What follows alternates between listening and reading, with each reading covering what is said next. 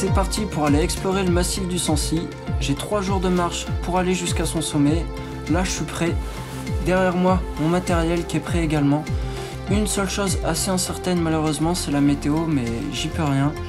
Mon itinéraire est prêt, je sais où je vais. J'ai pris une petite carte au cas où. Ça va être d'enfer.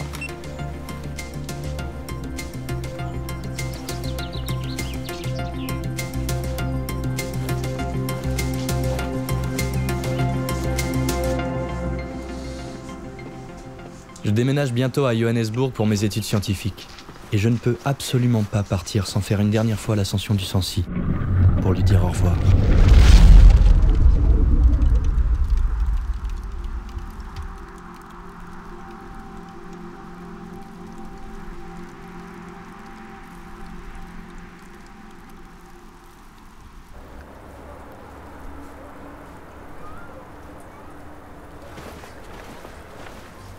Je traverse les villages où on a grandi pour accéder à la montagne. Je suis passé devant mon ancienne école tout à l'heure. Ça m'a fait marrer de repenser à nos profs super chauvins qui nous disaient tout le temps que des riches d'avant, genre des sultans et des émirs carrément, venaient en courant se soigner au terme du Mont d'Or et de la Bourboule, et qu'on avait de la chance de vivre ici. Comme si on le savait pas.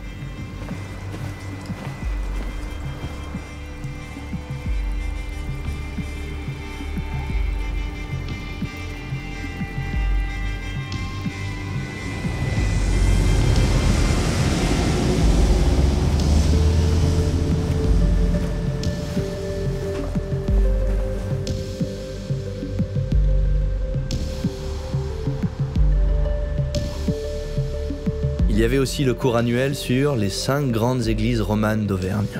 Massives, basses et mystérieuses, au style homogène.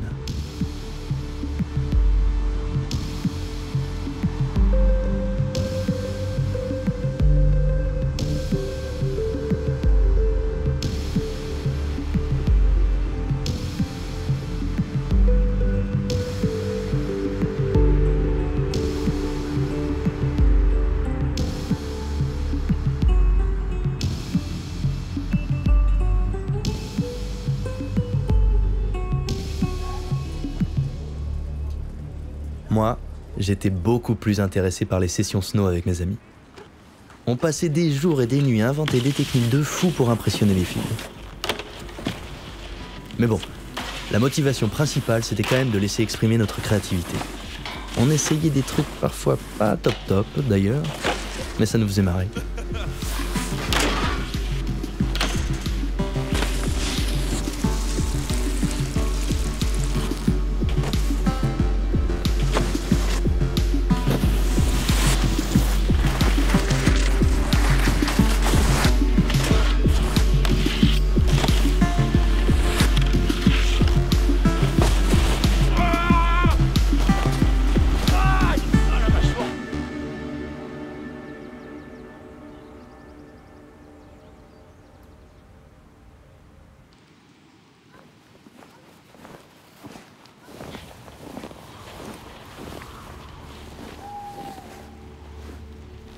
Je commence par traverser la forêt et je respire déjà mieux.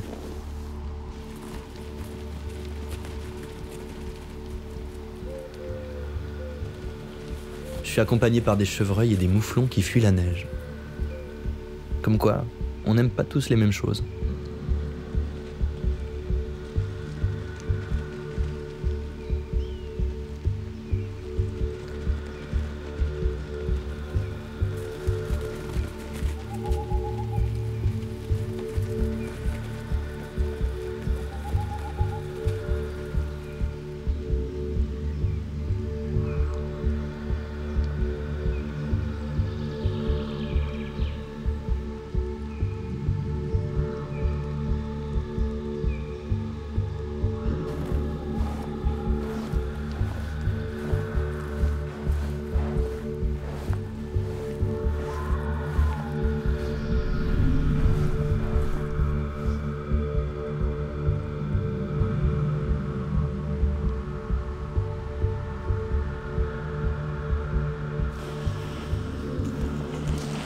Si tu es assez discret, tu peux avoir la chance de croiser des loups. Ils sont enfin de retour dans nos forêts auvergnates.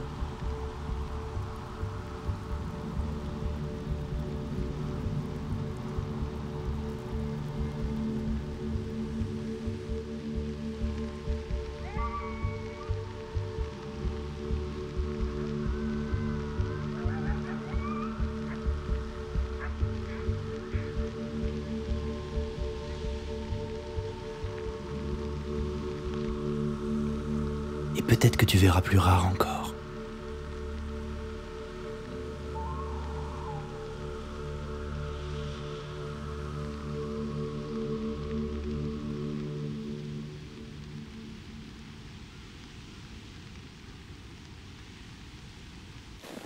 Avec les copains, on a commencé par construire des cabanes dans cette forêt. Puis lorsqu'on s'est mis au snow, on l'a vu totalement différemment. C'était carrément plus marrant de slalomer entre les arbres plutôt que de se cacher en dessous. Avec le temps, mes potes du snow ne sont plus là. Petit à petit, ils sont partis de la région pour vivre dans une grande ville. Et je suis le dernier. Et moi aussi, je vais devoir laisser cette forêt. Mais ce qui restera intact à jamais sont les souvenirs des grosses sessions que nous faisions ici.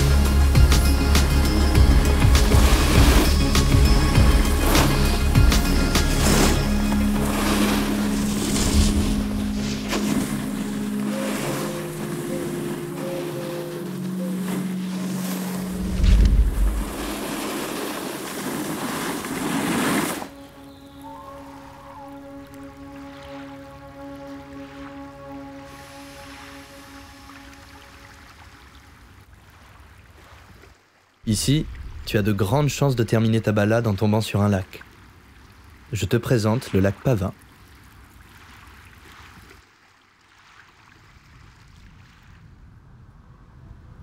Tout comme moi, le lac Pavin est jeune, malgré les 6900 ans qui nous séparent.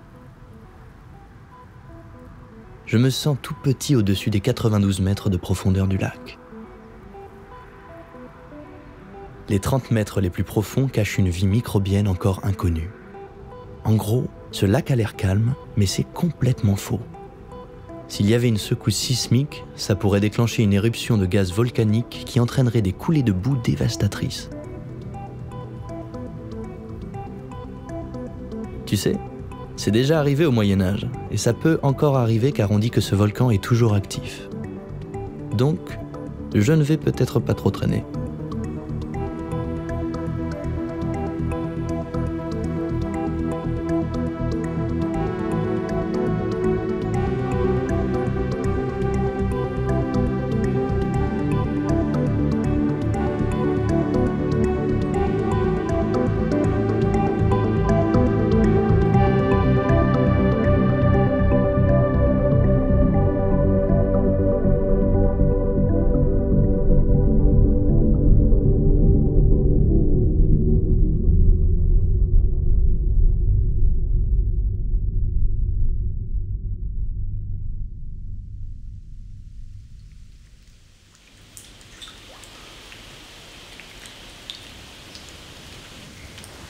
Je progresse dans le massif du Mont d'Or qui, comme son nom ne l'indique pas, veut dire torrent en celte. Il y a plus de 500 sources minérales en Auvergne, ce qui en fait l'une des régions les plus riches en eau d'Europe.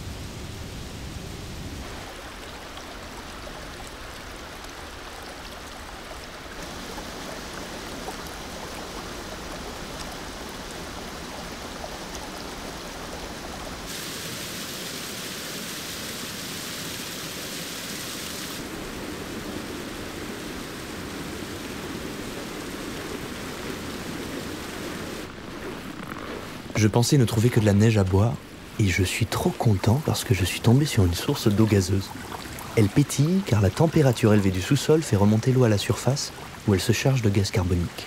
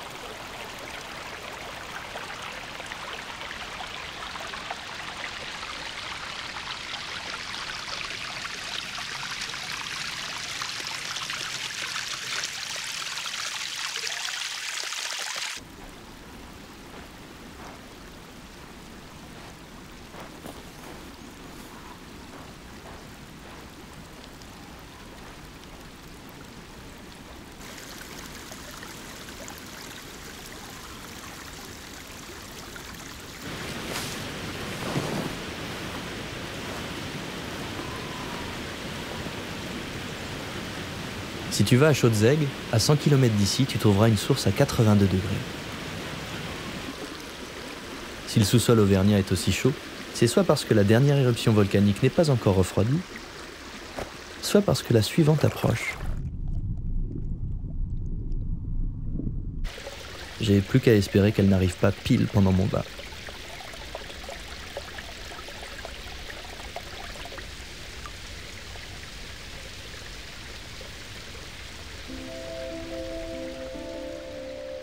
Petit, tous les soirs, je réclamais à mon père exactement la même histoire.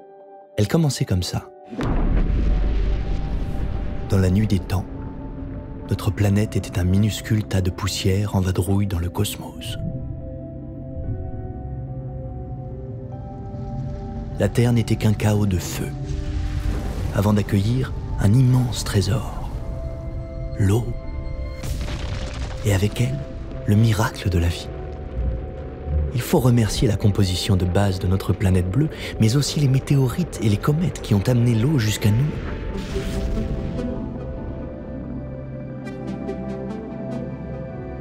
C'est pour cela qu'elle est si précieuse, et que nous devons être responsables pour que tout le monde puisse en profiter.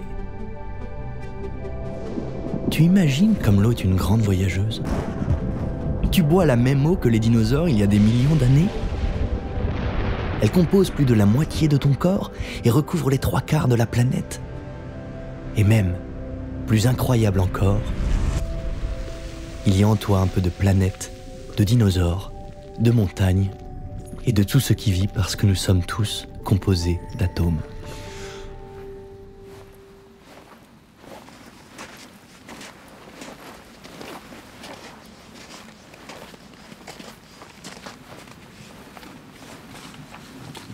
Après ça, je m'endormais avec des étoiles plein les yeux. Je crois que j'ai gardé mon regard d'enfant devant la beauté du monde d'aujourd'hui.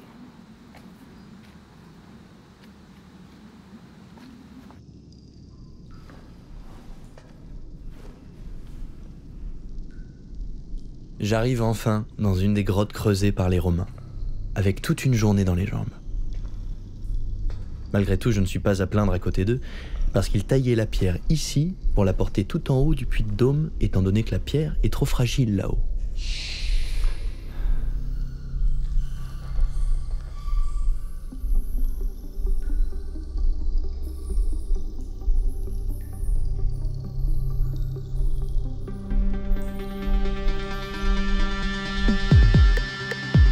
Tu peux encore y admirer le temple qu'ils ont construit pour le dieu Mercure. Ils ont été courageux, parce que c'est le plus grand sanctuaire de montagne de la Gaule romaine.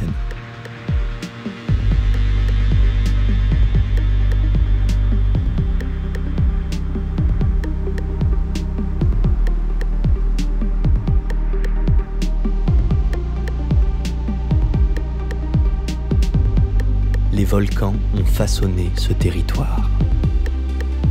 Par exemple, Des coulées de lave, maintenant recouvertes de végétation, ont bloqué des ruisseaux qui sont devenus les lacs d'Eda et de la Cassière. Et c'est comme ça que sont nés les paysages de mon enfance.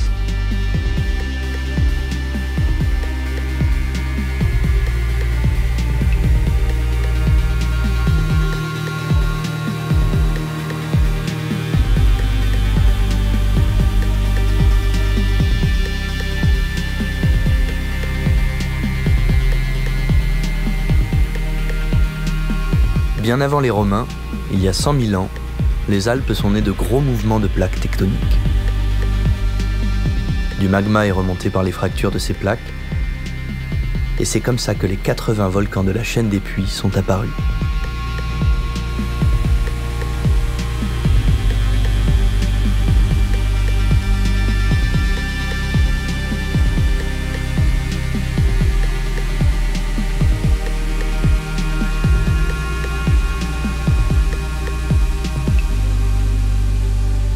Chaque volcan s'est formé en quelques jours. La chaîne fut la plupart du temps en sommeil, exactement comme aujourd'hui.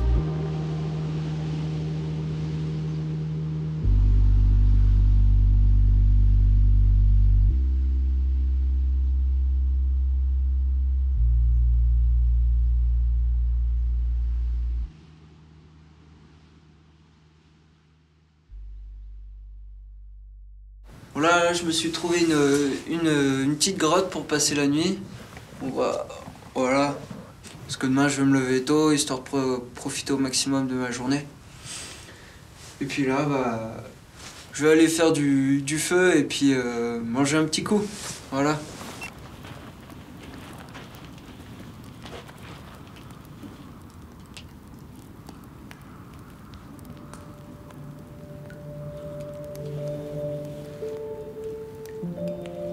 Je ne vois pas comment je pourrais passer une soirée plus inoubliable. Je suis tout seul et je profite d'un immense ciel étoilé et d'une éclipse lunaire.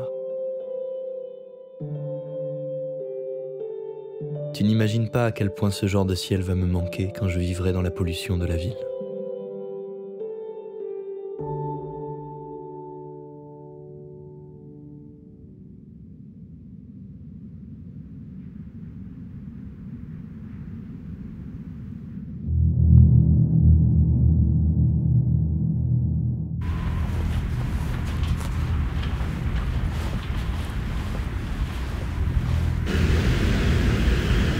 Ce matin, j'ai vite perdu mon sourire en voyant la météo. Je ne pensais pas que ça allait se dégrader à ce point. Et là c'est l'enfer.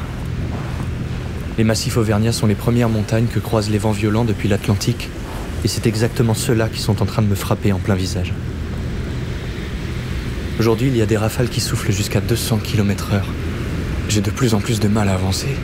Mes vêtements ne me tiennent plus chaud. Je ne peux même pas faire demi-tour dans ces conditions. Je suis complètement bloqué à quelques kilomètres de la ville et personne ne peut venir m'aider. Il faut absolument que je me trouve un abri pour me calmer, trouver une solution et rester en un seul morceau.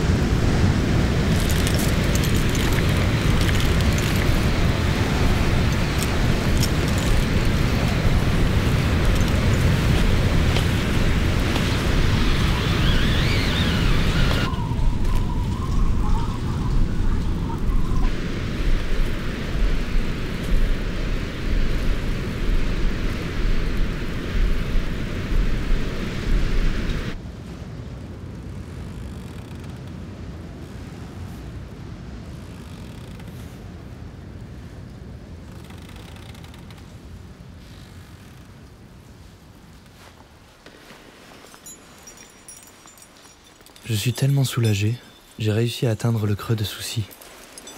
Il n'y a pas mieux qu'un refuge. Tant que je reste là, il ne devrait rien m'arriver.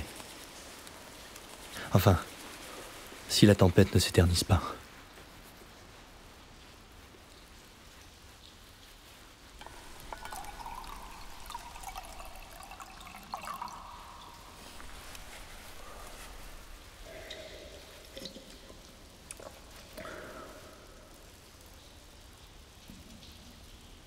Cet endroit me fascine toujours autant.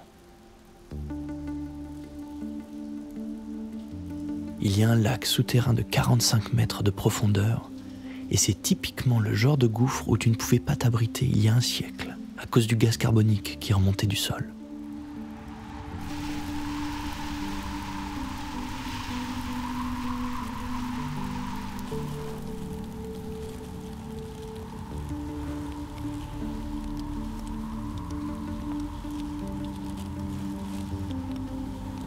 Bon, le temps s'est un peu calmé, donc je vais pouvoir repartir. Je suis encore un peu secoué, mais je vais pas non plus me laisser abattre pour ça.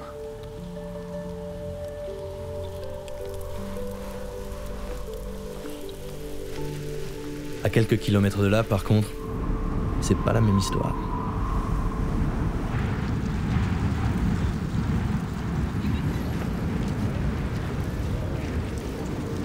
Depuis l'ouverture du téléphérique en 1936, le Mont d'Or accueille une drôle d'espèce humaine qui s'est multipliée très vite. Leur surnombre a des conséquences sur la nature, puisqu'il a fallu construire sur notre petit massif de 600 km², 5 stations pour qu'ils puissent tous venir faire du ski. À cause du manque de neige, seulement 3 d'entre elles fonctionnent encore aujourd'hui.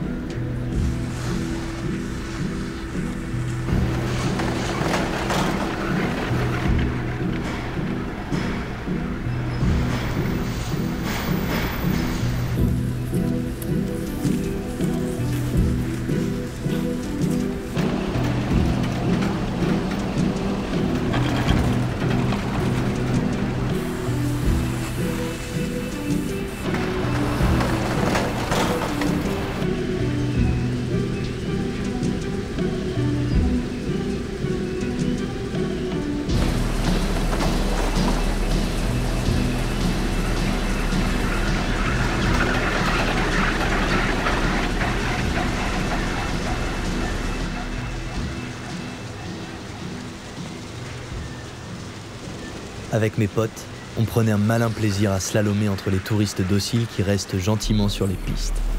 Tu peux être sûr qu'on ne suivait ni leurs règles, ni leur rythme. Les sales gosses du pays, quoi.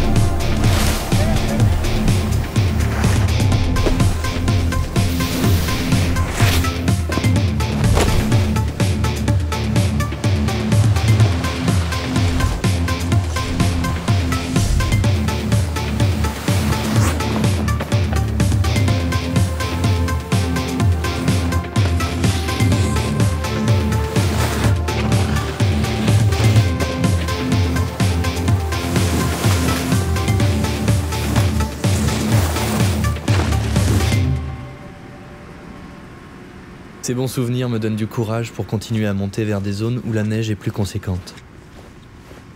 À ce stade-là, ça commence à être risqué. Tu peux plus avancer sans considérer les risques d'avalanche. Il faut tenir compte du soleil, du vent et du gel. Et bien sûr, de l'état de la neige. C'est aussi super important de faire attention aux précipitations de la veille, parce que 90% des avalanches provoquées par l'homme se produisent dans les 24 heures qui suivent une tempête de neige. Et avec ce qui est tombé tout à l'heure, je me méfie. Si tu te plantes, ça peut être fatal. Mais dans le Sancy, le pire, c'est la glace. Elle peut te faire perdre le contrôle et t'envoyer dans un rocher.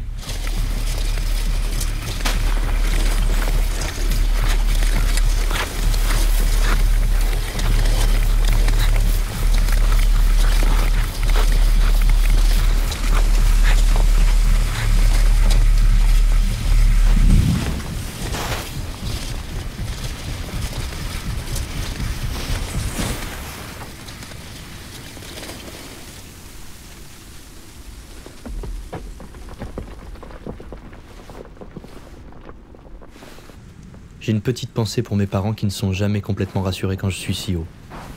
Faudrait pas trop que je leur raconte l'épisode tempête. Mais bon, si tu aimes vraiment la montagne, c'est comme ça, c'est le jeu. Jusqu'ici, avec mes potes, on a toujours été plutôt sérieux là-dessus. Aujourd'hui, c'est la première fois que je monte si haut tout seul, donc je dois rester d'autant plus attentif. À l'époque, comme on était plusieurs à se surveiller, on était plutôt sûrs de nos calculs et du coup, il n'y avait rien qui entravait notre liberté. On était les rois du monde.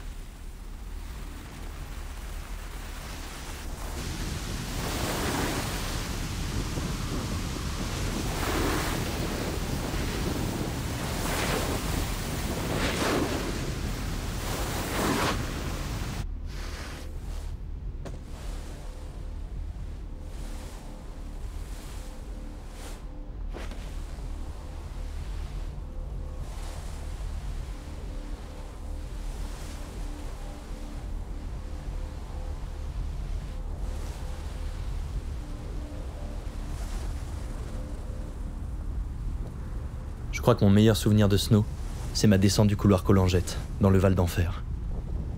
Ça donne le ton.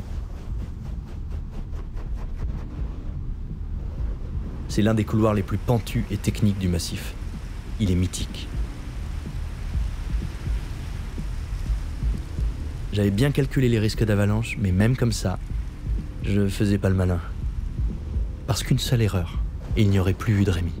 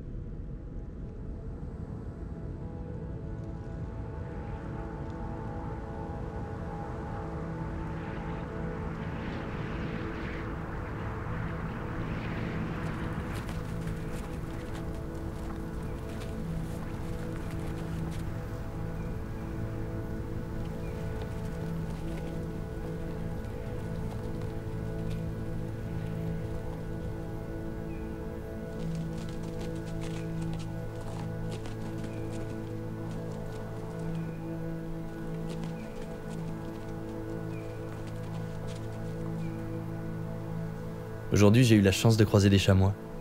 Ils sont les maîtres de ces lieux. J'imagine que tous les snowboarders sont aussi jaloux que moi de leur facilité de mouvement et de leur agilité. J'approche de la fin de mon aventure et j'ai eu envie de croire que c'était un petit clin d'œil de la montagne pour me dire au revoir. J'ai marché 50 km avec 1500 mètres de dénivelé pour arriver jusqu'à eux et je commence à ne plus en pouvoir. Je suis crevé. Et mes muscles me chauffent tellement que j'ai l'impression d'avoir tout le magma du Sancy dans les veines.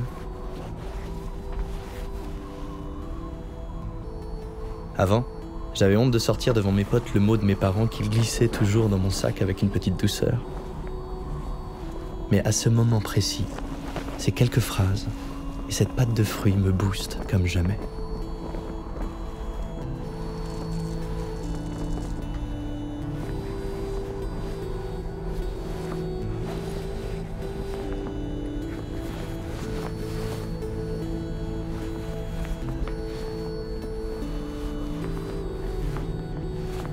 Je me motive pour progresser encore un peu, mais à ce stade-là, j'ai un rythme de balade du dimanche.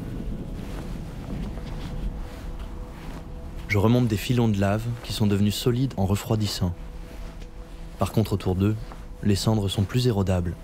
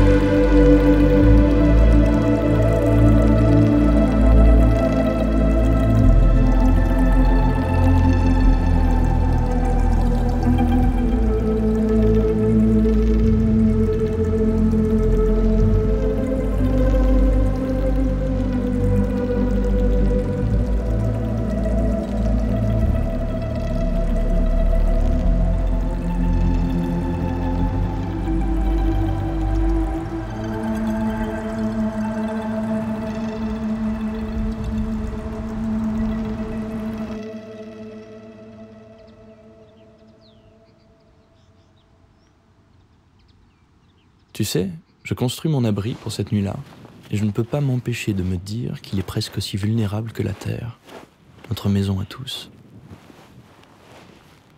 C'est complètement absurde de se dire qu'en 2018, l'humanité consomme l'équivalent de 1,6 planètes par an pour satisfaire ses besoins.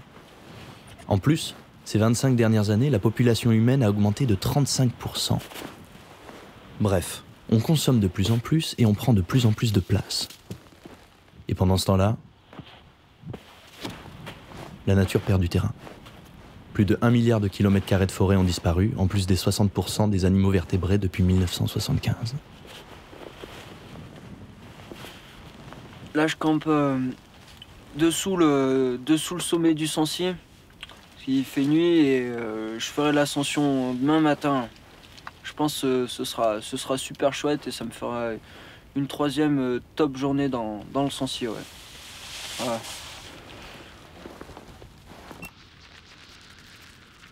Ça me rend fou de me dire qu'on assiste en direct à la 6e extinction de masse, qui est la pire catastrophe écologique depuis la disparition des dinosaures.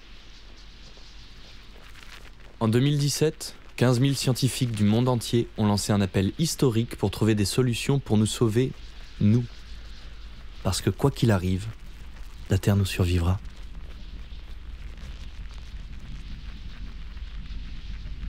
Si je fais le sacrifice de partir aussi loin faire mes études scientifiques, c'est que j'espère pouvoir faire avancer les choses un jour. Moi aussi.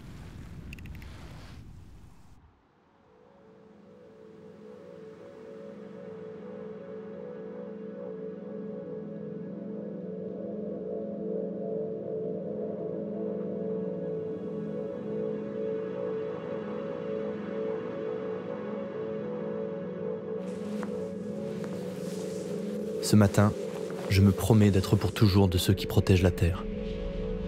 Parce que je flippe en fait.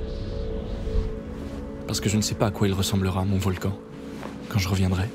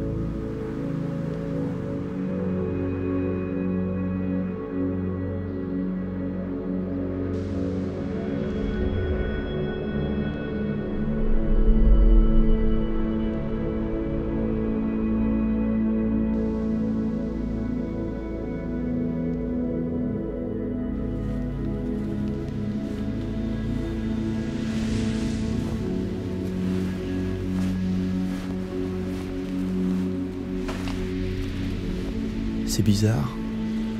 C'est comme si je réalisais seulement maintenant le poids de la décision que j'ai prise.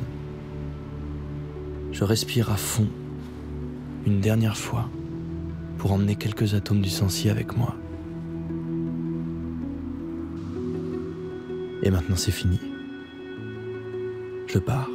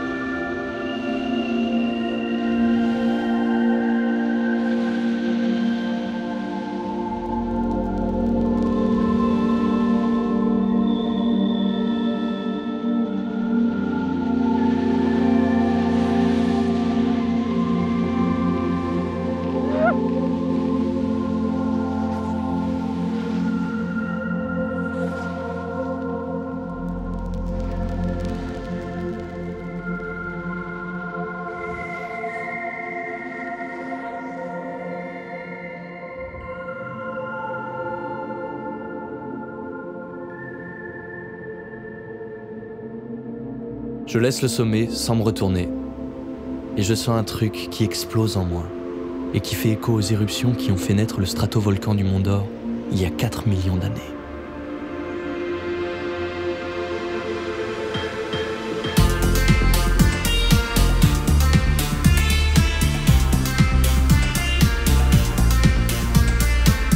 Entre les périodes glaciaires, l'activité volcanique et l'érosion qui ne s'est jamais arrêtée, la seule constante que connaît le massif du Sancy, c'est le changement.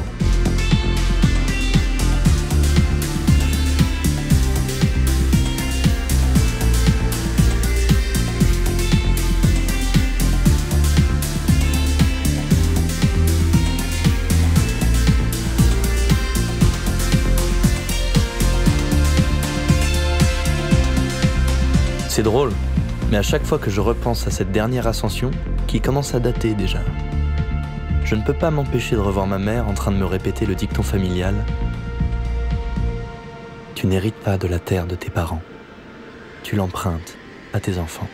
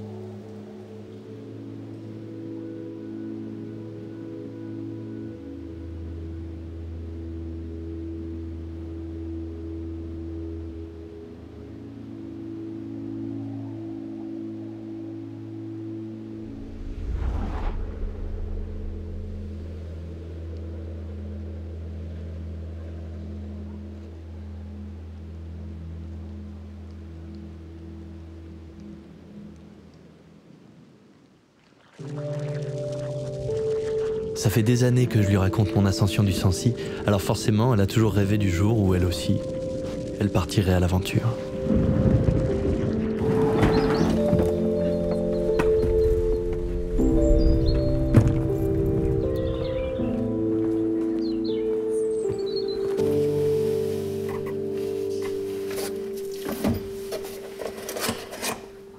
Chérie, t'aurais pas vu mon ancienne caméra ? Tiens, elle était juste là.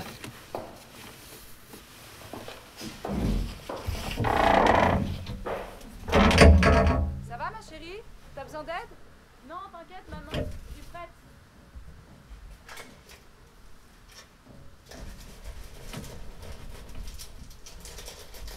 Papa? Papa, dépêche-toi, faut vraiment que j'y aille.